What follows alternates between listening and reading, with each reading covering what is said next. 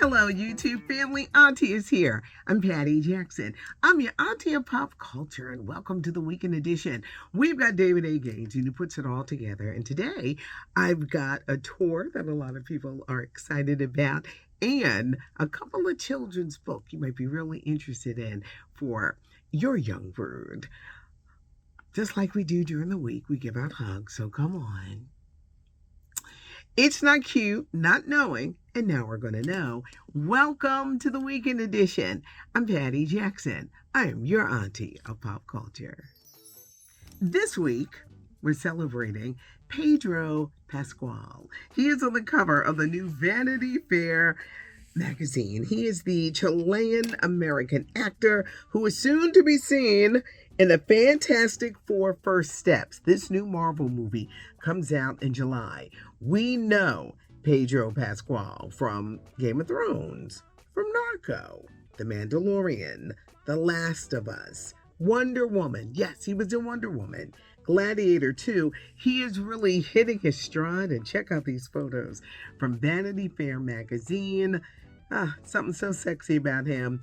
He'll be in the Fantastic Four First Steps coming out in July. Well, The Bear is back.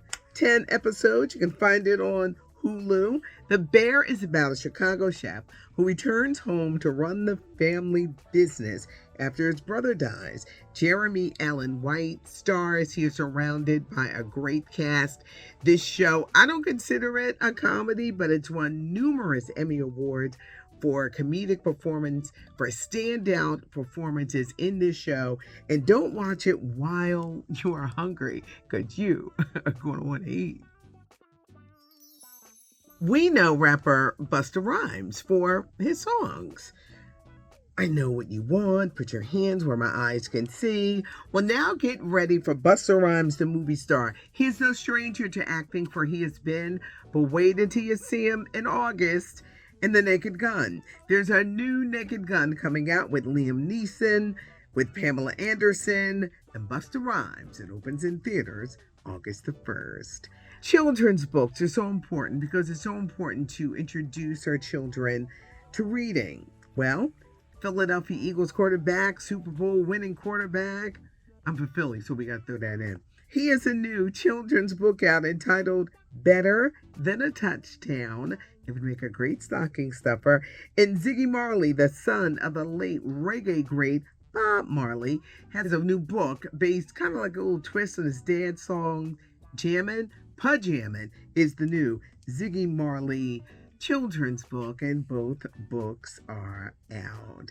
Get ready. Ironheart is here. Disney Plus. Riri Williams is challenging tech and magic and fun. The executive producer of Ironheart is Sinners, Black Panther 2, Ryan Coogler. But wait until you see Riri Williams stepping into this role in Ironheart, now playing on Disney Plus. 27 years ago, Brandy and Monica topped the chart with the song The Boy Is Mine. Now, 27 years later, they are hitting the road for a great new tour. Brandy and Monica are going on tour, everybody. It's a 24-city tour, and check out the lineup. You got Brandy, you got Monica, you got Kelly Rowland, you got Money Long, and the guy that just won American Idol, Jamal Roberts. Black Promoters Collective is promoting this show. They're putting this tour together and putting it out there. Brandy and Monica were recently on CBS Mornings, and they talked about the so-called feud and how they've changed and how they've grown. Get your tickets, everybody. It's a 24-city tour coming to a city near you. Brandy and Monica, The Boy Is Mine. And now it's time for Ask Auntie, where you send your questions in and I answer them. And y'all know I can't. I have my trusty readers. You get to a certain age, you need your readers. Okay. Patricia Jones, 4918. Hey, Auntie, why do celebrities want to do a reality show? They're already making money and they're known. So is it they want to make more money and more money? Yes, more money. Okay. People think that once you get famous that you're just rich forever, and that is not the case. A lot of these people are doing these shows, the reality shows, they do it for the money. When you see the stars that were made just a few years ago when reality shows were like super hot, these women would do anything to stay on those shows and be relevant because they wanted and then they needed the money. Stars do it because they need the money. And that's why you have so many people running to reality TV. Roosevelt Williams, 3272. How old is your son? My baby, yes, I still call him my baby, is in his mid-20s. Constance Dennis. Hello, Miss Patty. What other type of music do you like and love? I love old school hip hop music. I love disco music. I love 80s pop music. I love oldies, whether they're black oldies or pop oldies, or I love country music because I used to play country music for a while and really fell in love with the genre. So I do appreciate all forms of music, but there's this station. It's called Yacht Rock. I love that music. Phil Collins and Bobby Caldwell. And I love stuff like that. And Al Roker is one of the, he puts his influence in for the black version of Yacht Rock. I love all of those songs. Commodore, Sail On, Zoom, put Zoom on, and I'm out of here. But I love all types of music, but I guess you can say I really love pop music. Sensible 7604. Hi, Patty. Question. Have you ever been starstruck and left speechless or stumbled in an interview because you were fanning out? Of course. Emeril Lagasse. I'm a food nut. And Emeril Lagasse, I just noticed that my voice was like octaves higher. Denzel, when he called, because I used to play songs for him every day when he was filming Philadelphia, and he asked me to stop it. And then he says, no, I didn't ask you to stop. You took him. I fanned out. He proceeded to ask me to play a bunch of songs that were not hits.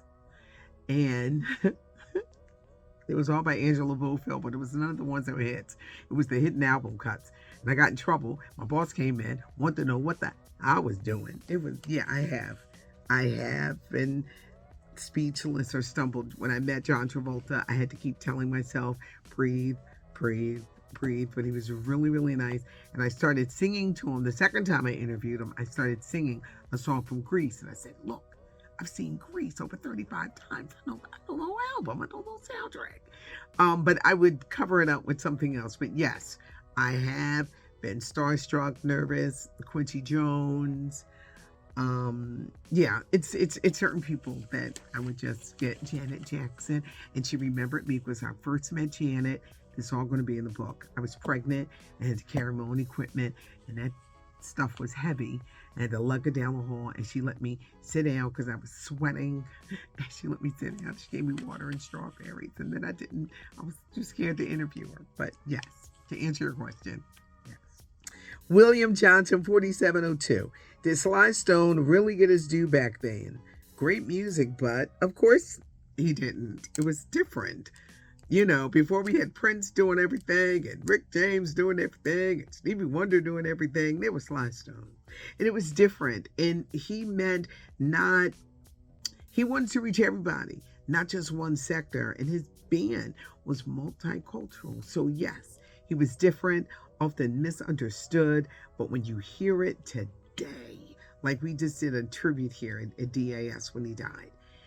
When you hear it today, you see how magnificent Sly Stone was as a musician. And I urge you on Hulu. The Burden of Black Genius, Questlove did it, and you really got to have an understanding of how Sly Stone was. But back then, I think it was too different for a lot of people. Thanks for joining us for the Weekend Entertainment Update. David A. Gaines, great job as usual. For those who say, where do we leave our comments for Ask Auntie? Below. Leave your comments below, and I will answer your questions. Have the rest of a great weekend. The Weekend Edition. Thanks for joining us. I'm Patty Jackson. I am your auntie of pop culture.